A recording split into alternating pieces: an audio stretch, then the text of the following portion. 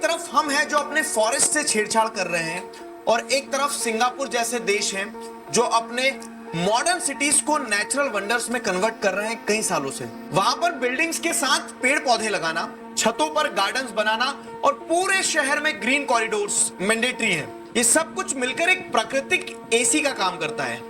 In fact वहां पर building policies ऐसी है कि अगर किसी बिल्डिंग के कंस्ट्रक्शन से प्रकृति पर कोई प्रभाव पड़ता है या फिर हरियाली घटती है तो बिल्डर को उतनी ही हरियाली बिल्डिंग के छत या दीवारों पर लगानी होती है। और सिंगापुर के इस मॉडल में भारत की इस गर्मी की समस्या का समाधान भी छुपा है। हमें 3 चीजों पर फोकस करना होगा इस प्रॉब्लम को करने के लिए। पहला स्टेप जो हम सबको इमीडिएटली समझना होगा, हर एक पेड़ जरूरी है। पेड़, पार्क्स, ग्रीन बेल्ट्स, ये सब सिर्फ डेकोरेशन के लिए नहीं है, ये लाइफ सेवर्स हैं। जहां जगह मिले पेड़ लगाओ।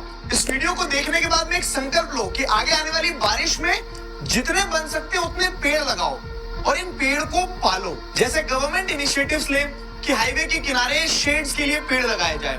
सोसाइटीज में ऐसे इनिशिएटिव्स लिए जाने चाहिए कि एक पार्क हो, लोग अपने घर के सामने पेड़ लगाएं, ये मैंडेटरी हो। और इसके अलावा लेक्स, पॉन्ड्स, रिवर्स, इन सबको बचाने की जरूरत है। ये वेट बल्ब टेम्परेचर को बढ़ने नहीं देंगे। गवर्नमेंट ऑफिशियल्स, पॉलिटिशियंस, इवन आम जनता को ये इनिशिएटिव लेना होगा और जिम्मेदारी लेना होगी कि ये बिल्डर्स इन लेक्स को, पॉन्ड्स को खत्म करके यहाँ पर कंस्ट्रक्शन ना करें। दूसरा सोल्यूशन, हमें वेस्टर्न आर्किटेक्चरल स्टाइल को कॉपी करना छोड़ना होगा। हमें समझना होगा कि उनकी और हमारी क्लाइमेटिक कंडीशंस अलग अलग है। We need to look for tropical solutions. हमें समझना होगा कि कैसे हमारे ट्रेडिशनल आर्किटेक्चरल स्टाइल ने यहाँ की क्लाइमेटिक कंडीशंस के साथ में अडेप्ट किया। सिंगापुर जैसी कंट्रीज से सीखना होगा कैसे मॉडर्न इंफ्रास्ट्रक्चर और ग्रीनरी को साथ में बैलेंस किया जाए। केनिया की कैपिटल नायरोबी और ब्राजील के कई सिटीज इंस्पिरेशन है इस चीज में कि कैसे उन्होंने जंगलों को सिटीज के अंदर भी प्रोटेक्ट किया। बदलाव होगा, भले ही स्लो हो। गर्मियां हर साल एक नया रिकॉर्ड बनाती है और हर आने वाले साल में अपना ही रिकॉर्ड तोड़ती है। अगर बात की जाए राजस्थान की, तो पिछले साल राजस्थान के बाड़मेर में ये टेम्परेचर 46.4 डिग्री सेल्सियस के रिकॉर्ड पे पहुंचा था। और यही तापमान शुरू में सबको आश्चर्यचकित कर देता है जब ये 50.5 डिग्री सेल्सियस तक पहुंच जाता है। इस बढ़ती हीट के कारण पिछले साल जून तक देश भर में 200 से ज्यादा लोगों की मृत्यु हो गई थी और 40,000 से ज्यादा लोगों को हीट स्ट्रोक के कारण हॉस्पिटल में एडमिट होना पड़ा था। अगर सच पूछा जाए तो हमें साफ तौर पर दिख रहा है